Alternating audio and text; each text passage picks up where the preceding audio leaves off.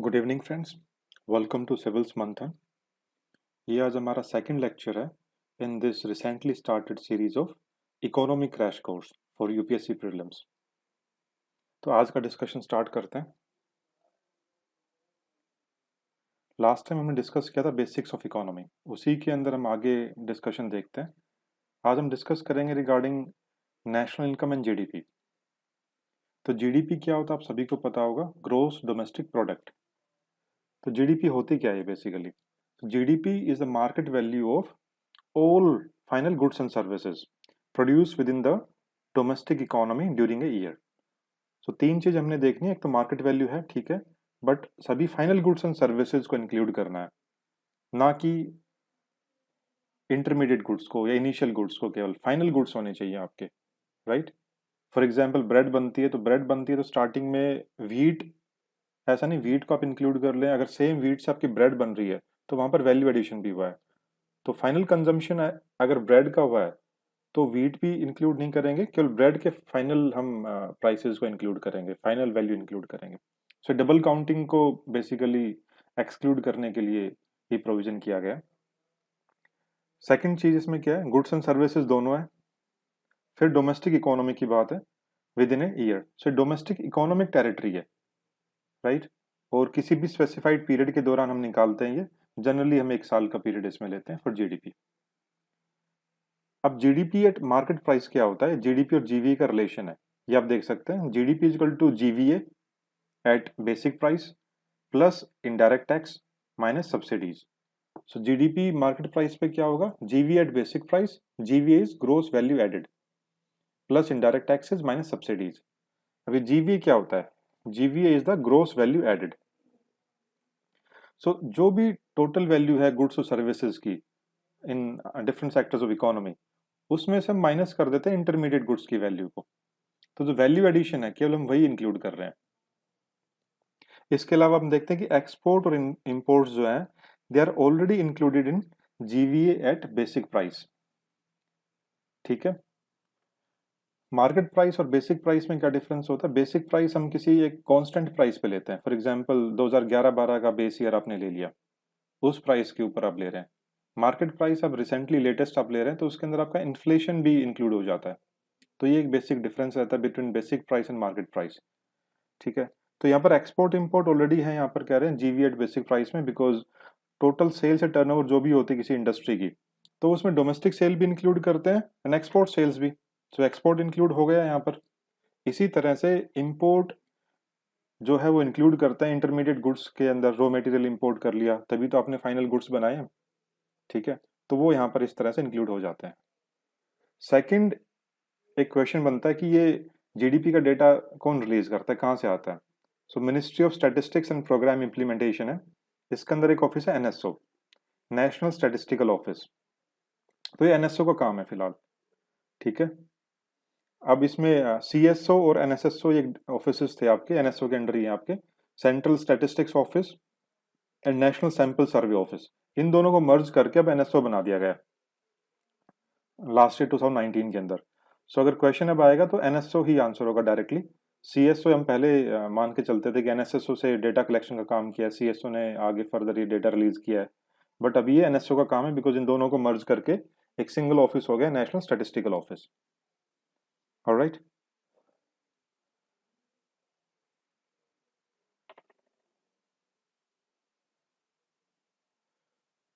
Next term आपकी nominal, nominal and real GDP.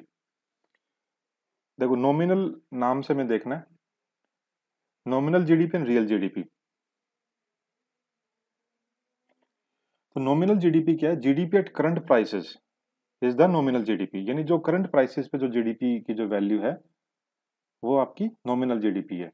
लेकिन होता क्या है कि नॉमिनल जीडीपी में आपका इन्फ्लेशन इंक्लूड हो जाता है। हो जनरली अब सपोज करते हैं कोई भी जीडीपी की डेफिनेशन हमने देखा, market value of all final goods and services. अब उस मार्केट वैल्यू में अगर उस प्रोडक्ट्स की, गुड्स एंड सर्विसेज की जो भी वैल्यू है वो अगर इन्फ्लेशन की वजह से बढ़ रही है ज्यादा, तब तो वो रियल पिक्चर शो नहीं करेगा जीडीपी की, राइट। तो हमें उसमें इन्फ्लेशन को एडजस्ट करना पड़ेगा। तो नॉमिनल जीडीपी क्या होता है? वो उसमें आपके करंट प्राइसेस पे लेता है, इन्फ्लेशन की वजह से इन्फ्लेट हो रखी होती है जीडीपी ये। सो that is the nominal GDP. तो बिना फिजिकल आउटपुट में, बिना प्रोडक्शन एक्टिविटीज में इंप्रूव हुए, अगर इन्फ्लेशन की वजह से भी होता है, वो नॉमिनल जीडीपी बेसिकली होता है। रियल जीडीपी, यहाँ पर हम इन्फ्लेशन को, प्राइस चेंजेस की वजह से अगर कुछ चेंजेस आते हैं उसको हम एडजस्ट करते हैं। एडजस्ट कैसे करेंगे? अगर हम वैल्यू को लेके चले, मार्केट वैल्यू को किसी बेस ईयर के प्राइस के हिसाब से, कांस्टेंट प्राइस पे, और बेस ईयर क्या लिया हुआ है? 2011-12। ठीक है, तो आपको ध्यान में रखना, रियल जीडीपी हम कांस्टेंट प्राइस या बेस प्राइस एक ही बात है, और nominal GDP at current price. ठीक है, ध्यान रखोगे इसके। तो नॉमिनल जीडीपी को अगर हम एडजस्ट कर दें इन्फ्लेशन से, तो वो क्या हो जाएगा? रियल जीडीपी हो जाएगी आपकी। आपने इन्फ्लेशन की वजह से जो फिगर्स, मार्केट वैल्यू बढ़ी हुई थी, उसको एडजस्ट कर दिया। और वो एडजस्ट हम कैसे कर रहे हैं? जीडीपी डिफ्लेटर की वजह से, जीडीपी डिफ्लेटर की हेल्प से हम इसको एडजस्ट कर सकते हैं। अब रियल जीडीपी में जो भी इंक्रीज हो रहा है वो एक्चुअल में increase in production of goods and services को रिफ्लेक्ट करता है। तो जो एक्चुअल पिक्चर ऑफ इकोनॉमी है वो हम रियल जीडीपी से कैलकुलेट करते हैं। अब जनरली हम देखते हैं कि फॉर एग्जांपल जो ग्रोथ रेट हम देखते हैं जीडीपी में, 6%, 7%, जो जनरली एक एवरेज इंडिया का चलता है आजकल पिछले कुछ सालों में। इस साल तो कम हो जाएगा because of Covid and lockdown, लेकिन अभी तक 6-7% के अराउंड जो इकोनॉमिक ग्रोथ रेट, वो कौन सी ग्रोथ रेट है? वो आपकी रियल जीडीपी में ग्रोथ रेट है। नॉमिनल जीडीपी में ग्रोथ रेट आपकी ज्यादा रही होगी, वो आपकी 10 से 12% के अराउंड डबल फिगर में चल रही होती है। ऑलराइट, आगे देखते हैं। नेक्स्ट आपका जीएनपी, ग्रोस नेशनल प्रोडक्ट। तो यहां पर देखना है कि पहला था जीडीपी, था gross domestic product. So within the domestic economic territory of a country, अगर कोई भी गुड्स एंड सर्विसेज की फाइनल मार्केट वैल्यू है वो हम देते हैं विद इन ईयर। यहां पर हम नेशनल्स की वजह से देखेंगे। ठीक है, ग्रोस नेशनल प्रोडक्ट है ये।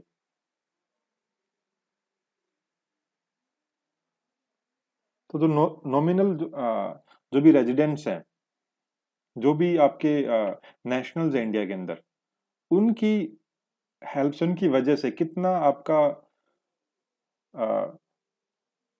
Production of goods and services में इंक्रीज हुआ या डिक्रीज हुआ है, जो भी आपका इंक्रीज हुआ है वो आपका नेशनल प्रोडक्ट का पार्ट होगा।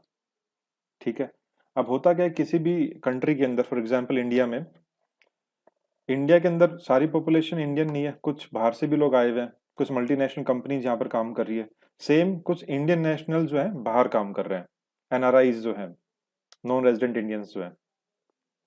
तो ये जो नेशनल्स इंडिया के, अब हमें यहाँ पर केवल नेशनल प्रोडक्ट की बात है, तो अपने जो नेशनल्स हैं उन्होंने कितना कंट्रीब्यूशन किया है हमारी इस प्रोडक्शन एक्टिविटीज के अंदर, इकोनॉमी के अंदर, वो हम इंक्लूड करेंगे।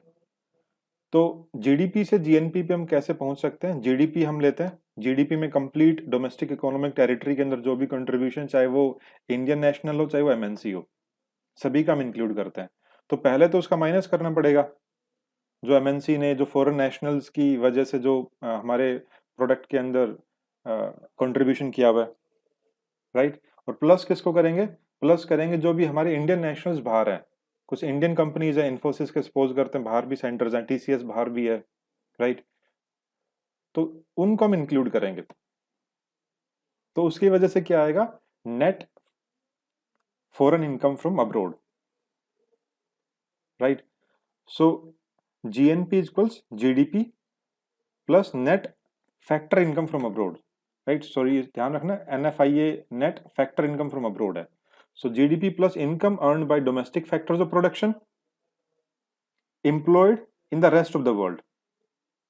जो डोमेस्टिक फैक्टर्स ऑफ प्रोडक्शन है जो कि बाहर एम्प्लॉयड है, तो इंडियंस और इंडियन कंपनी जो भी बाहर काम कर रही है, और माइनस क्या करना है? जो फैक्टर्स ऑफ प्रोडक्शन ने जो उनकी इनकम है वो माइनस करनी है, जो रेस्ट ऑफ द वर्ल्ड की है, और एम्प्लॉयड कहां पर है? अपने इंडियन डोमेस्टिक टेरिटरी में इनकी एम्प्लॉयड, लाइक एमएनसीज वगैरह जो है, तो उनका जो प्रॉफिट वगैरह जो भी होगा वो माइनस करेंगे।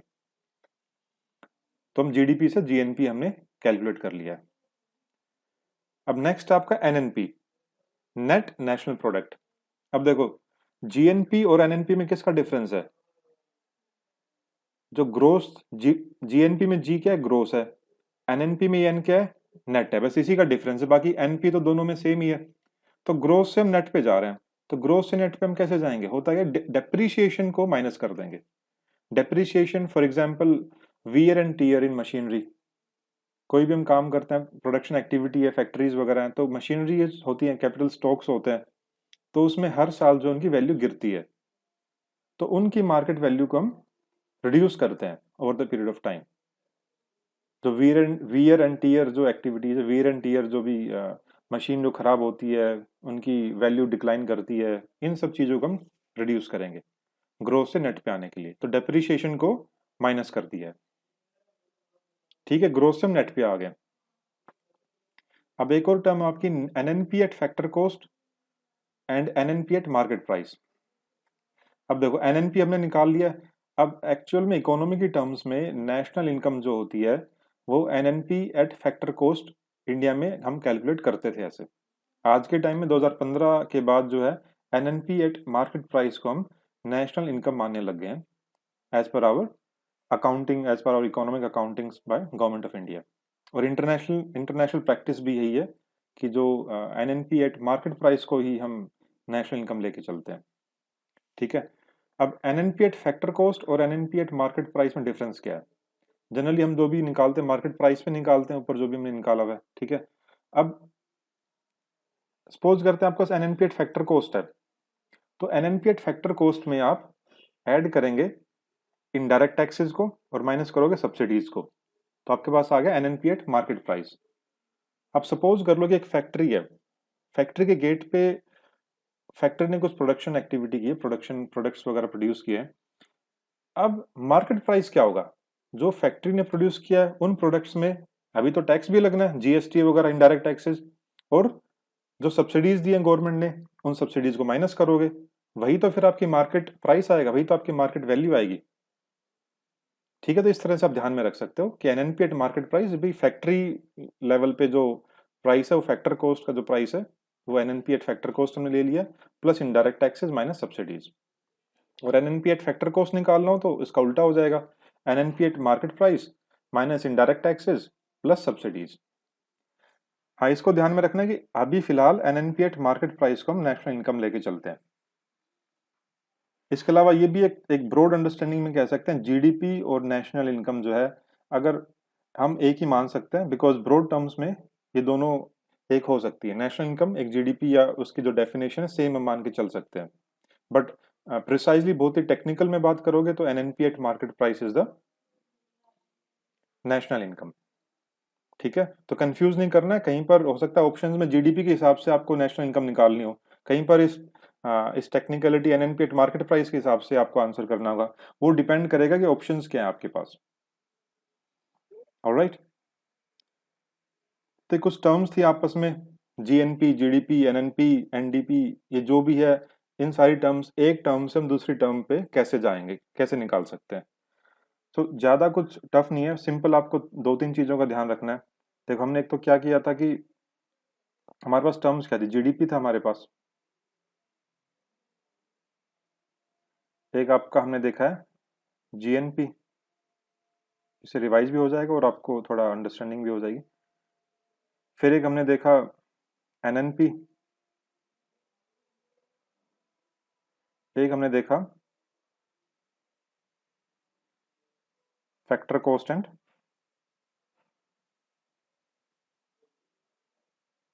Market price. इन्हीं टर्म्स को हम देखते हैं।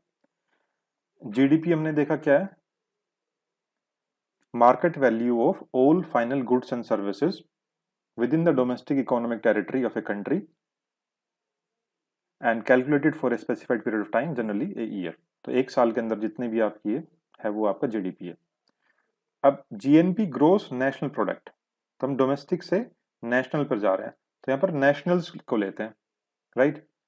तो जीडीपी में अगर हम ऐड करेंगे plus net factor income from abroad, abroad से कितना नेट फैक्टर इनकम आया है आपका, जीडीपी से जीएनपी आ गया। तो डोमेस्टिक से आपको ध्यान रखना, डोमेस्टिक से नेशनल, क्योंकि जीडीपी और जीएनपी में किसका डिफरेंस है, जीडीपी में डी है, जीएनपी में एन है, तो डोमेस्टिक और नेशनल का ही डिफरेंस आ रहा है यहाँ पे। तो डोमेस्टिक से नेशनल पे जाने के लिए आपको net factor income from abroad को ऐड करना है।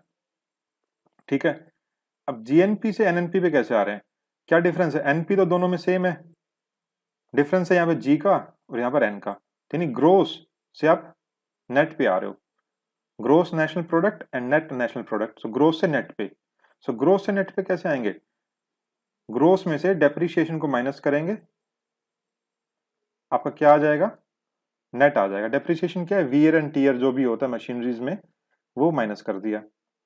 ठीक है, आपका एनएनपी आ गया। अगर ये एनएनपी एट फैक्टर कॉस्ट है तो एनएनपी एट मार्केट प्राइस कैसे निकालना है? ठीक है, किसी भी टर्म का फैक्टर कॉस्ट पे हो सकता है, किसी भी टर्म इनमें से मार्केट प्राइस पे हो सकती है।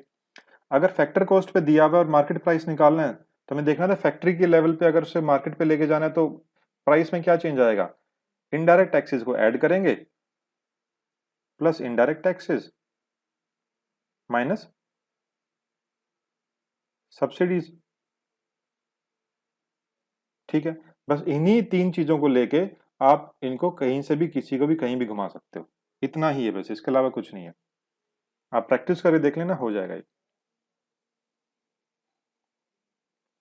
ग्रीन अकाउंटिंग क्या होती है? ग्रीन जीडीपी सिंपल सा है कि अगर एनवायरमेंटल कंसर्न्स को आप इंक्लूड करेंगे so that GDP will be green GDP, because GDP में आपकी प्रोडक्शन एक्टिविटीज होती हैं and because of production activities environment को डैमेज होता है।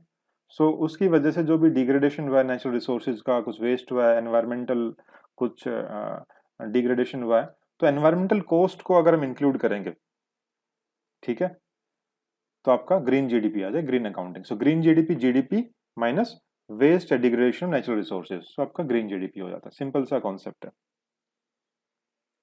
नेक्स्ट आपका है पर्सनल इनकम। पर्सनल इनकम को हम निकालेंगे नेशनल इनकम से। अगर आपको नेशनल इनकम दी हुई है तो उससे आप पर्सनल इनकम कैसे निकाल सकते हो, इस चीज को समझना है यहां पर। तो देखिए क्या दिया हुआ है, personal income is part of the national income which is received by house holds. जो हाउस होल्ड्स ने जो रिसीव किया है नेशनल इनकम का वो पार्ट जो कि हाउस होल्ड्स ने रिसीव किया है, वो आपका क्या है? पर्सनल इनकम है आपकी। ऑलराइट, सो पर्सनल इनकम क्या है आपका? National income minus undistributed profits. अभी टर्म्स को एक्सप्लेन करेंगे, एक बार याद कर लो इसको। National income minus undistributed profits minus net interest payment made by households minus corporate tax plus transfer payments to the households from the government and firms. तो नेशनल इनकम का वो पार्ट जो कि house holds ने receive किया है वो हम निकालने वाले हैं पर्सनल इनकम। तो जो बचा हुआ है उसको माइनस कर देंगे बेसिकली, राइट। तो पर्सनल इनकम कैसे निकालेंगे? नेशनल इनकम में से वो पार्ट माइनस कर देंगे जो कि हाउस होल्ड्स ने रिसीव नहीं किया है। ठीक है, तब देखो, अब आपका अनडिस्ट्रीब्यूटेड प्रॉफिट है। अनडिस्ट्रीब्यूटेड प्रॉफिट क्या है? एक फर्म्स की सेविंग है, it is a saving of firms. तो ये वो पार्ट है प्रॉफिट का जो कि डिस्ट्रीब्यूट नहीं किया है among the factors of production. ठीक है, अब क्योंकि अनडिस्ट्रीब्यूटेड प्रॉफिट जो है वो हाउस होल्ड्स को नहीं होता है, वो तो आपने एक तरह से फर्म की सेविंग्स है, राइट। जब हाउस होल्ड को नहीं जाती तो हम क्या करें? उसको माइनस करेंगे। ठीक है, तो फिर से बताता हूं, अनडिस्ट्रीब्यूटेड प्रॉफिट जो है ये फर्म्स की सेविंग है जो कि डिस्ट्रीब्यूट, ये वो प्रॉफिट का वो हिस्सा है जो कि डिस्ट्रीब्यूट नहीं किया है फर्म्स ने डिफरेंट फैक्टर्स ऑफ प्रोडक्शन के लिए। जैसे for example factors of production के लिए कुछ डिस्ट्रीब्यूट करता है, फॉर इंस्टेंस वेजेस दिए हैं लेबर को, रेंट दिया है, जो भी लैंड के बदले के। फैक्टर्स ऑफ प्रोडक्शन क्या है? हमारे 4 फैक्टर्स ऑफ प्रोडक्शन है, हमने फर्स्ट लेक्चर में पढ़ा था। अगर आप नहीं किया तो you please go through that lecture as well. 4 factors of production थे, land, labour, capital and entrepreneurship. So in factors of production के ऊपर जो भी डिस्ट्रीब्यूट किया है प्रॉफिट वो आपका फैक्टर इनकम है। तो जो नहीं डिस्ट्रीब्यूट किया वो आपका प्रॉफिट हो गया, वो अनडिस्ट्रीब्यूटेड प्रॉफिट हुआ जो फर्म्स की सेविंग है, उसको माइनस कर दिया। इसी तरह से कॉर्पोरेट टैक्स है। ये कॉर्पोरेट टैक्स क्या है? ये भी फर्म्स की अर्निंग पे लगता है। अब ये भी हाउस होल्ड्स के पास नहीं जाता, सो इसको भी हम डिडक्ट करेंगे फ्रॉम द नेशनल इनकम। फिर आपका इंटरेस्ट पेमेंट है, नेट इंटरेस्ट पेमेंट। क्या लिखा है? Net interest payment made by the households.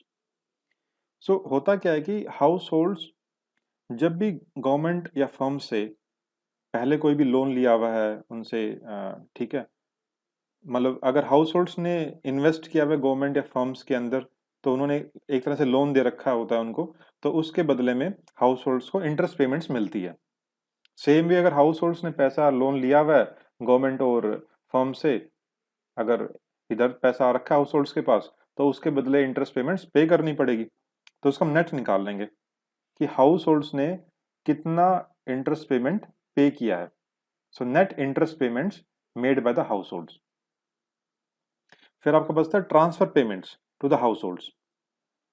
अब ट्रांसफर पेमेंट्स क्या है, जनरली हाउस होल्ड्स को ट्रांसफर पेमेंट्स मिलती है सरकार की तरफ से। फॉर एग्जांपल पेंशन है, स्कॉलरशिप है, ये सब ट्रांसफर पेमेंट्स हैं। ये फैक्टर इनकम का पार्ट नहीं होते। हमने पढ़ा था स्टार्टिंग में आपके फैक्टर, जो फैक्टर इनकम होती है जो कि फैक्टर ऑफ प्रोडक्शन से जो इनकम को जो इनकम डिस्ट्रीब्यूट हो रही है वो फैक्टर इनकम है, और नॉन फैक्टर इनकम जो कि ट्रांसफर पेमेंट्स है, ठीक है, वो हम नेशनल इनकम के अंदर इंक्लूड।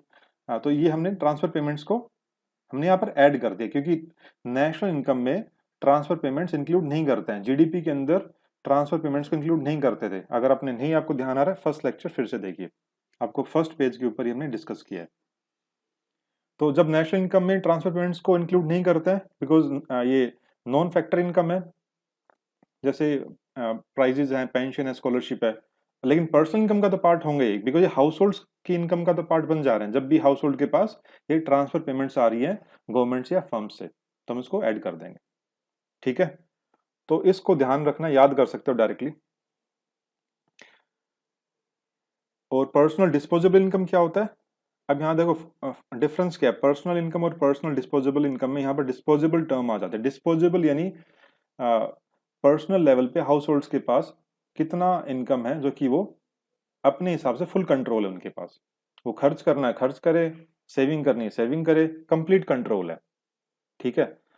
अब क्योंकि पर्सनल इनकम के बावजूद जो है हाउस होल्ड्स को, लोगों को टैक्स पे करना पड़ता है, right. For example income tax पे कर दिया है, तो भाई वो तो देना पड़ेगा ना, उसके ऊपर तो कंप्लीट कंट्रोल नहीं है। या नॉन टैक्स पेमेंट्स है, कुछ फाइन वगैरह कुछ भी और पेमेंट्स वगैरह हैं, तो उन चीजों को माइनस करने के बाद जो इनकम बचती है उसके पास, जिस पर कंप्लीट से होता है, कंप्लीट कंट्रोल होता है हाउस होल्ड्स का, लोगों का, तो पर्सनल डिस्पोजेबल इनकम है। अब चाहे इसको सेविंग करो, चाहे इन्वेस्टमेंट करो, या कंजम्पशन करो, जो भी करना है वो कर सकते हैं इसके साथ। एक हमने नेशनल इनकम का एक फॉर्मूला भी देखा था, एक और भी याद किया हमने, राइट। क्या था वो? y equals C plus I plus G plus x minus M, right. इसको भी याद रखना है हमेशा, कहीं भी ये काम में आ सकता है।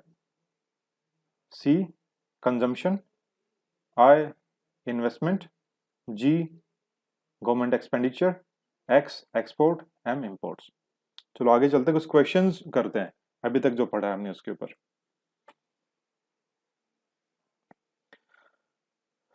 ये क्वेश्चन आपका, which one of the following equals personal disposable income. अभी पढ़ा हमने, अगर पर्सनल इनकम में से जो पेमेंट करनी है हाउस होल्ड्स को, टैक्स वगैरह पे करने हैं, वो अगर माइनस कर देंगे तो आपका पर्सनल डिस्पोजेबल इनकम आ जाएगा। तो ए ऑप्शन आपको दिख रहा है साफ साफ यहाँ पे, ठीक है। Personal income minus direct taxes paid by house holds and miscellaneous fee fine वगैरह, सारी ये पेमेंट आ गई इसके अंदर। Next question, national income accounts में पर्सनल इनकम क्या होती है? अभी जो हमने एक याद किया था फॉर्मूला यहाँ पर, उसको डायरेक्टली क्वेश्चन पूछा हुआ है CAPF 2018 के अंदर। तो पर्सनल इनकम निकालना है, नेशनल इनकम में से क्या माइनस करेंगे? अनडिस्ट्रीब्यूटेड प्रॉफिट को, जो प्रॉफिट फर्म्स का, जो प्रॉफिट जो कि डिस्ट्रीब्यूट नहीं किया है हाउस होल्ड्स के अंदर, उसको माइनस कर देंगे। Minus net interest payments made by house holds, तो जो interest payment, net interest payment जो हाउस होल्ड्स ने पे किया है इन ल्यू ऑफ द, जो भी लोन वगैरह ले रखा है उसके बदले में। Minus corporate tax, corporate tax को माइनस करेंगे क्योंकि ये टैक्स तो फर्म्स पे लगता है, फर्म्स का है, हाउस होल्ड्स का तो कोई लेना देना नहीं है, तो इसको माइनस करेंगे हम। Plus transfer payments to the households from the government and firms, जो ट्रांसफर पेमेंट्स हैं, प्राइजेज हैं, स्कॉलरशिप है, पेंशन है, जो भी है, ये सारे ट्रांसफर पेमेंट्स हैं, ये ऐड करेंगे क्योंकि ये ट्रांसफर पेमेंट्स नेशनल इनकम का पार्ट नहीं होते हैं, लेकिन हाउस होल्ड इनकम का तो पार्ट बनेंगे। So it will come in the, it will be added to calculate the personal income. So a answer है, डायरेक्टली याद करना है इसको। नेक्स्ट क्वेश्चन ये यूपीएससी सिविल सर्विस एग्जामिनेशन के प्रीलिम्स के क्वेश्चंस हैं, देखते हैं। The term national income represents, तो नेशनल इनकम का मतलब क्या होता है? अब देखो ऑप्शंस के हिसाब से हमने इसको लेके चलना, अंडरस्टैंडिंग जो बनाई है।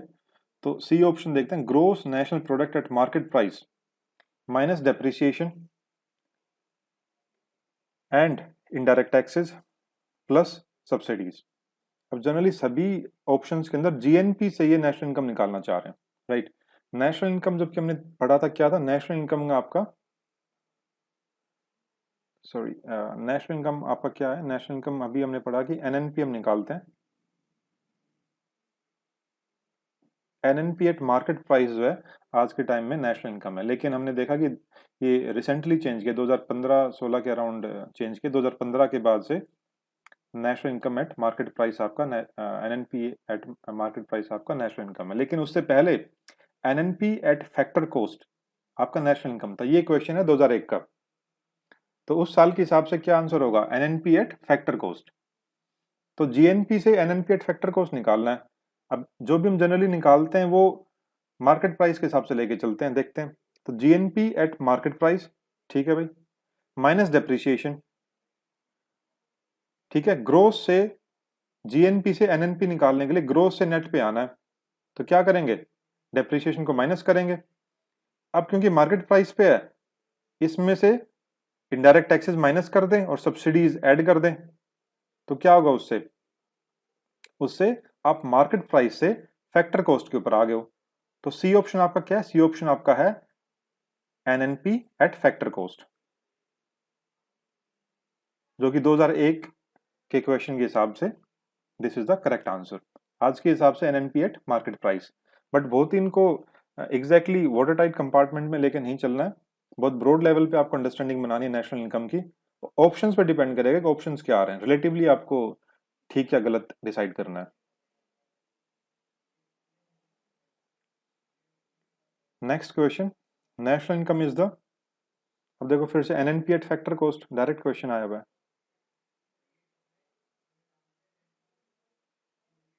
ठीक है। ये next question, data collection for national income estimation in India is done by, भाई आज के टाइम में तो एनएसएसओ और सीएसओ दोनों को मिला के हमने एनएसओ बना दिया, तो आज क्या आंसर होगा, national statistical office. Next, the national income of a country for a given period is equal to the, अब नेशनल इनकम एक पीरियड के दौरान, गिवन पीरियड के दौरान क्या होगी। अब देखो यहाँ पर ये बात कर रहा है इन टर्म्स ऑफ जीडीपी, तो हमने डिस्कस किया था, बताया था आपको कि ये डिपेंड करेगा ऑप्शंस के हिसाब से। तो यहाँ पर आपको नेशनल इनकम किसकी टर्म में ले रहे हो, यहाँ पर नेशनल इनकम आप जीडीपी की टर्म्स में आप कैलकुलेट कर रहे हो, तो एक ब्रॉड अंडरस्टैंडिंग के हिसाब से हम देख रहे हैं। जीडीपी क्या होता है, market value of all final goods and services with in a year, with in A given period, तो डी आपका आंसर हो गया। अभी कुछ एनआईओएस के क्वेश्चन है, ये भी देख लेते हैं, सिंपल क्वेश्चन है। Expenditure on goods and services purchased for resale by a production unit is, जो रीसेल के लिए यूज करते हैं क्या इंटरमीडिएट कॉस्ट होगी, ठीक है, कि फाइनल नहीं ले रहे आप, फाइनल गुड्स एंड सर्विसेज नहीं है, ठीक है। National income of a country is same as, national income क्या होता है आज के टाइम में, तो हम ये देखते हैं NNP at market price is the national income, alright. Then difference between domestic income and national income is of, अब देखो डोमेस्टिक और नेशनल में डिफरेंस था, जीडीपी और जीएनपी में क्या डिफरेंस है, जीडीपी और जीएनपी में डिफरेंस क्या है, net factor income from abroad, NFIA, इसी का डिफरेंस है आपका, ठीक है। Next, national product exceeds domestic product by the amount of, अब फिर से वही बात कर, नेशनल और डोमेस्टिक में डिफरेंस पूछ रहा है, नेशनल और डोमेस्टिक में डिफरेंस किसका आ रहा है, net factor income from abroad, ठीक है। डोमेस्टिक प्रोडक्ट से नेशनल प्रोडक्ट कितना ज्यादा होगा, हम क्या ऐड करेंगे, net factor income from abroad. अब net factor income from abroad क्या है, प्लस करते हैं कि इंडियन नेशनल जो बाहर है उनका फैक्टर इनकम ऐड करेंगे और माइनस करेंगे जो कि फॉरेन नेशनल या एमएनसी जो इंडिया में काम कर रही है उनका माइनस कर देंगे। सो फैक्टर इनकम रिसीव्ड, कितना फैक्टर इनकम रिसीव हुआ है, minus factor income paid to abroad, B आपका आंसर होगा। Next, the term domestic territory in national income is associated with what? Economic territory. ठीक है, ये ज्योग्राफिकल टेरिटरी नहीं है, ये एक इकोनॉमिक टेरिटरी की बात कर रहे हैं। ठीक है, सो इवन इंडियन एम्बेसीज जो बाहर काम कर रही है वो अपनी इसी का पार्ट है, वो भी आपके जीडीपी के अंदर पार्ट बनेगा। या फिर जो अपने सपोज करते हैं एससीजेड के अंदर इंडियन फिशिंग वेसल्स काम कर रही है, अब हालांकि एससीजेड के अंदर SCZ is not part of the domestic territory, देखा जाए तो ज्योग्राफिकल टेरिटरी का तो पार्ट नहीं है ना, राइट? बट वो fishing vessels that is making contribution to the Indian economy, that is part of the economic territory, economic territory का पार्ट है वो। क्योंकि एससीजेड के अंदर क्या होता है, सॉरी ईजेड की बात करते हैं फॉर एग्जांपल, ईजेड के अंदर एक्सक्लूसिव इकोनॉमिक जोन के अंदर फिशिंग वेसल्स हैं, तो ईजेड के अंदर वहां पर तो that will be part of the, जो भी आपका काम हो रहा है इंडियन इकोनॉमी से रिलेटेड, अगर आपके कुछ एक्सप्लोरेशन है या जो भी है, तो that will be part of economic territory. Next, domestic product at market price exceeds the domestic product at factor cost. ये हम डिफरेंस देख रहे हैं मार्केट प्राइस और फैक्टर कॉस्ट में। क्या डिफरेंस था भाई? फैक्टर कॉस्ट से मार्केट प्राइस पे जाते हैं तो हम ऐड करते हैं नेट इनडायरेक्ट टैक्सेस और माइनस करते हैं सब्सिडीज को। इनडायरेक्ट टैक्सेस को ऐड करते हैं, सब्सिडीज को माइनस करते हैं, तो ऑप्शन के हिसाब से क्या आंसर होगा? Net indirect taxes. Next question is about the base year कितना जीडीपी का 2004-05 से कितना शिफ्ट किया? 2011-12। ठीक है, पहले क्या था? पहले 4-5 था, अब 11-12 हो गया। अभी 7.6% growth rate registered by Indian company during 15-16 किसके ऊपर बेस्ड? आपको बताया था ये जो 6-7-8% के राउंड की जो ग्रोथ रेट हम देखते थे, ये आपकी रियल जीडीपी ग्रोथ रेट है। ठीक है, रियल जीडीपी मतलब हम एक बेस प्राइस पे निकाल रहे हैं, कांस्टेंट प्राइस पे निकाल रहे हैं। कितने पे? 2000 फिलहाल तो हम 2011-12 पे निकाल रहे हैं, पहले 2004-05 पे निकालते थे। ठीक है, बट वो एक बेस प्राइस पे है, एक कांस्टेंट प्राइस पे है। ठीक है, और सेम जो है अगर 10-12% के राउंड की बात करते तो फिर ये आपकी नॉमिनल जीडीपी होती, बिकॉज उसमें हम इन्फ्लेशन भी इंक्लूड कर लेते हैं, जो कि प्राइस राइज होता है प्रोडक्ट्स का। National product at factor cost is equal to, फिर से एनएनपी नेशनल प्रोडक्ट की बात कर रहा है एट फैक्टर कॉस्ट, तो ये बता रहा है national product at market price minus indirect taxes plus subsidies. फिर से वही इक्वेशन है, याद रखनी है आपको। अभी बात कर रहा है कि if A country is experiencing increase in its per capita GDP, अगर पर कैपिटा जीडीपी बढ़ रही है किसी भी कंट्री की, so it's GDP must necessarily be growing, definitely. अगर पर कैपिटा जीडीपी बढ़ रही है तो जीडीपी बढ़ रही है, मतलब ओवरऑल जो है, right? If A country is experiencing negative inflation it's GDP must be decreasing. अब देखो नेगेटिव इन्फ्लेशन है, इसका मतलब डिफ्लेशन है, प्राइसेस डिक्लाइन कर रहे हैं। ठीक है, अगर प्राइसेस डिक्लाइन करेंगे तो इसका मतलब क्या है? प्राइसेस डिक्लाइन कर रहे हैं तो आपकी मार्केट वैल्यू कम हो जाएगी गुड्स एंड सर्विसेज की। अगर मार्केट वैल्यू डिक्लाइन कर रही है तो देखो नॉमिनल जीडीपी तो गिरनी गिरनी है, वो तो no doubt definitely GDP must be decreasing. Real GDP भी डिक्लाइन करेगी, क्योंकि अगर प्राइसेस डिक्लाइन होंगे सो फर्म्स की और इंडस्ट्रीज का प्रॉफिट मार्जिन कम हो जाएगा, राइट? डिमांड कम हो जाएगी फिर उसके बाद ऑटोमेटिकली। सो ऑटोमेटिकली एक स्पाइरलिंग इफेक्ट है, एक विशियस साइकिल स्टार्ट हो जाती है। सो इसलिए हम कहते हैं जीडीपी को इंक्रीज करने के लिए, अच्छी अगर जीडीपी ग्रोथ रेट रखनी है तो उसके लिए बहुत ज्यादा भी इन्फ्लेशन नहीं होनी चाहिए, बहुत कम भी प्राइसेस नहीं होने चाहिए। एक मॉडरेट इन्फ्लेशन तभी आरबीआई ने टारगेट सेट किए हुए हैं, आरबीआई के लिए टारगेट सेट किए हुए हैं 4% ±2% ऑफ सीपीआई जो है गवर्नमेंट ने बोला हुआ है कि भी आपको इतना, आपको इन्फ्लेशन को कंट्रोल करके रखना है। सो 2 से 6% के बीच में आरबीआई के पास टारगेट रहता है इन्फ्लेशन कंट्रोल करने के लिए। तो एक मॉडरेट वैल्यू रखना है, कम करेंगे तो भी दिक्कत है इकोनॉमी को, ज्यादा एक्सेस में प्राइसेस जाएंगे तो भी प्रॉब्लमेटिक है। Next question, consider the following statement about the gross domestic product. तो it is the market value of all final goods and services made within the borders of a nation in year. ठीक है भाई, कोई दिक्कत नहीं है। It is equal to the total expenditure of all final goods and services produce within the country in a stipulated period of time. ये भी ठीक है, कोई दिक्कत नहीं है, एक ही वही बात कह रहे हैं डिफरेंट तरीके से। So both 1 and 2। GDP is called gross because its computation does not include, gross का मतलब क्या था? gross और net में क्या डिफरेंस था? डेप्रिसिएशन। ठीक है, डेप्रीशिएशन का डिफरेंस है, जो कि wear and tear of machinery हम जो लेते हैं। तो A is the answer. Next, the value of all final goods and services produced by the normal residents of a country and their property, whether operating within the domestic territory of the country or outside in a year। तो यार nationals की बात कर रहे हैं, right? जो Indian national यहाँ, चाहे वो इंडिया में हो या चाहे बाहर हो, तो उनकी बात का मतलब ग्रोस नेशनल इनकम है आपका। सिंपल ए आंसर है। तो ये हमने कुछ क्वेश्चंस के based on GDP, GNP, NNP eight factor cost, NNP at market price, real GDP, nominal GDP, ठीक है? तो इन चीज़ों को एक बार देख लेना फिर से आप, एग्जैक्टली अच्छे से क्लैरिटी होनी चाहिए फॉर प्रीलिम्स क्वेश्चन, कैसे भी घुमा फिरा के आ सकता है, but also have a broad understanding. जरूरी नहीं कि एग्जैक्टली हर बार देखा हमने नेशनल इनकम की डेफिनेशन अलग अलग है as per the demand of question, question अलग अलग है, तो ऑप्शंस के हिसाब से हमें रिलेटिवली देखना है। तो नेशनल इनकम कई बार हम जीडीपी के टर्म्स में देख रहे हैं, कभी कभार हम एनएनपी एट फैक्टर कॉस्ट निकाल रहे हैं, कभी हम एनएनपी एट मार्केट प्राइस निकाल रहे हैं। एनएनपी एट फैक्टर कॉस्ट पहले था, अभी हम फिलहाल एनएनपी एट मार्केट प्राइस से हम नेशनल इनकम कैलकुलेट करते हैं, और यही हमारा इंटरनेशनल प्रैक्टिस भी है जो हम डिफरेंट कंट्रीज फॉलो करते हैं। मेथड्स क्या है कंप्यूटेशन के जीडीपी या नेशनल इनकम निकालने के? एक तो आपका प्रोडक्शन मेथड है जिसको हम ग्रोस वैल्यू एडेड मेथड भी बोलते हैं, जीवीए मेथड। सेकंड आपका एक्सपेंडिचर मेथड है, थर्ड आपका इनकम मेथड है। सो तीन मेथड है, तीनों से सेम ही वैल्यू आती है, अनलेस की कोई डिस्क्रिपेंसी होती है स्टैटिस्टिकल डेटा वगैरह, वो एक अलग चीज है, अदरवाइज तीनों से हमारी जीडीपी नेशनल इनकम की सेम वैल्यू आएगी। जो पहले दो हैं प्रोडक्शन और एक्सपेंडिचर मेथड, हम इंडिया में ये यूज करते हैं, ठीक है? सो इतना ही काफी है। फिर ये बात करता है कि नेशनल इनकम के अंदर से हम क्या क्या चीजें एक्सक्लूड करते हैं, देख लेते हैं एक बार। भाई एक तो हम फाइनल गुड्स लेते हैं केवल, सो इंटरमीडिएट गुड्स नहीं लेंगे, इंटरमीडिएट गुड्स को हम एक्सक्लूड करेंगे, राइट?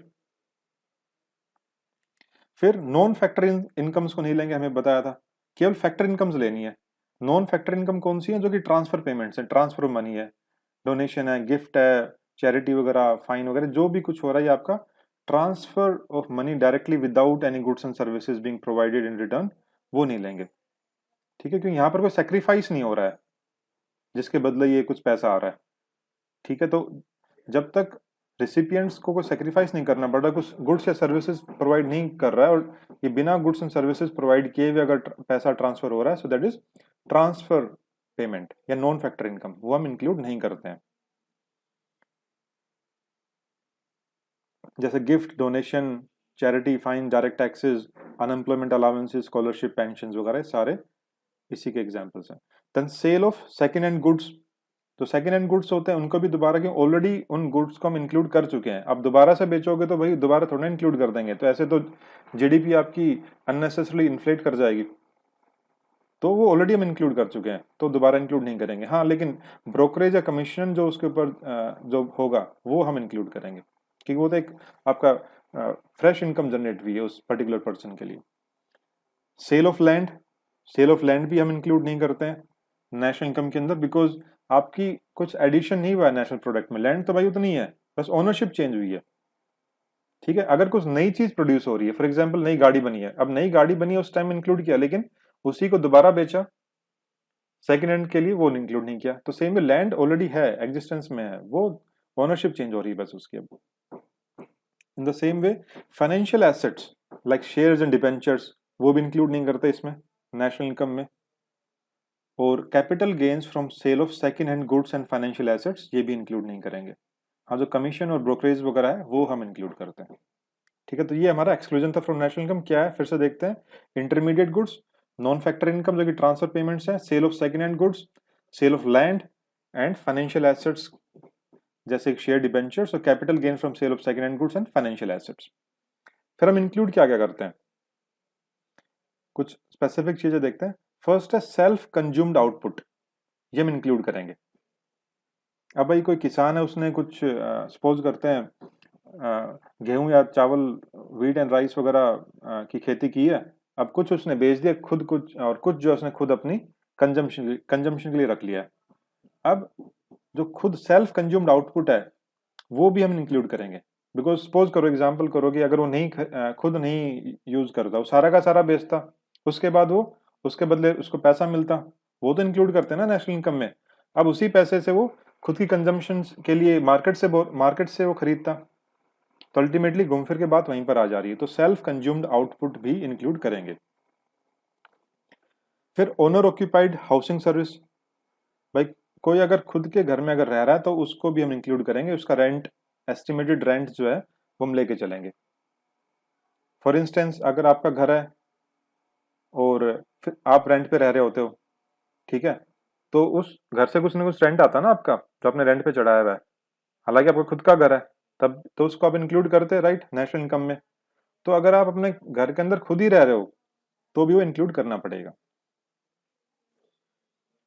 ठीक है, क्वेश्चन देखते हैं। नेशनल इनकम इग्नोर्स, क्या सेल ऑफ लैंड? भाई सेल ऑफ लैंड नहीं इंक्लूड करते हैं, बिकॉज कुछ ये लैंड तो फिक्स उतनी है, केवल ओनरशिप चेंज हुई है। Then gross national disposable income, तो भाई नेशनल डिस्पोजेबल इनकम कितना है? अब डिस्पोजेबल इनकम क्या होता है? जो कि टैक्सेस और फाइन वगैरह के बाद जो इनकम बचती है, डिस्पोजेबल है, जो कि आपके डिस्पोजल पे, आपके विश पे कहाँ खर्च करना है, कंप्लीट कंट्रोल होता है, राइट। अब ग्रोस नेशनल डिस्पोजल इनकम जो है, ये income available to the nation, क्योंकि नेशनल निकाल रहे हैं, तो नेशन के पास कितनी इनकम अवेलेबल है for final consumption and saving, because उस से आप कंजम्पशन भी कर सकते हो और सेविंग भी कर सकते हो। जो ग्रोस नेशनल डिस्पोजेबल इनकम है इसके साथ, और इसमें दोनों इंक्लूड होती है, earned income and transfer incomes. जो नॉन फैक्टर इनकम है वो भी, अनअर्नड इनकम भी इंक्लूड करेंगे इसमें। अब ग्रोस नेशनल डिस्पोजेबल इनकम, ये ग्रोस नेशनल इनकम से कैसे करेंगे? ग्रोस नेशनल इनकम में हम ऐड करेंगे ऑल करंट ट्रांसफर्स, जो भी ट्रांसफर पेमेंट्स है, लाइक रेमिटेंसेज हैं, गिफ्ट्स हैं, कोई भी और डोनेशंस वगैरह आ रही हैं, वो हम इंक्लूड करेंगे। Receivable by residents from non residents, और माइनस करेंगे जो भी ट्रांसफर पेमेंट्स करनी पड़ रही है रेजिडेंट्स को नॉन रेजिडेंट के लिए। ठीक है, जो जो भी ट्रांसफर पेमेंट्स एक रेजिडेंट को नॉन रेजिडेंट से आ रही हैं बाहर, जो यहाँ पर आ रही हैं बाहर से आ रही हैं, तो वो हम ऐड करेंगे, और जो रेजिडेंट नॉन रेजिडेंट को पे कर रहा है ट्रांसफर पेमेंट, वो माइनस कर देंगे। तो रेमिटेंसेज एक मेजर रोल प्ले करता है in finding out gross national disposable income. So generally GNI use करते हैं gross national income as an indicator for countries living standards, but इसमें आपका रेमिटेंसेज इंक्लूड नहीं हो रही है, ट्रांसफर पेमेंट्स इंक्लूड नहीं हो रही है। जबकि आज के टाइम में इंडिया की अगर हम देखें तो India is leading country in the world, in the whole world, in getting the remittances. So अगर हम इंडिया की बात करें तो gross national disposable income would be a much better indicator, जो कि अच्छे से बताएगा कि भाई कितनी एक्चुअल इनकम लोगों की कितनी आ रही है। बिकॉज केरला वगैरह बहुत सारे ऐसे स्टेट्स हैं जहाँ पर की रेमिटेंसेज एक मेजर रोल प्ले करते हैं in deciding the living standards of the people there. ठीक है,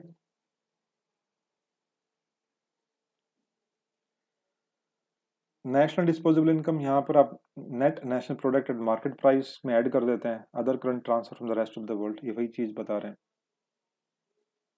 क्वेश्चन देखते हैं। If total income is same as disposable income, if total income disposable income के बराबर ही होगी अगर टैक्स और फाइन अगर जीरो कर दें। ठीक है, तो सिंपल सा ही, अगर कि ये जो इन पेमेंट्स टैक्स और फाइन होते हैं वो उसके ऊपर कंट्रोल नहीं होता है, इसको माइनस करने के बाद ही जो है कंप्लीट कंट्रोल होता है उस इनकम पे, वो आपकी डिस्पोजेबल इनकम होती है। सेविंग्स,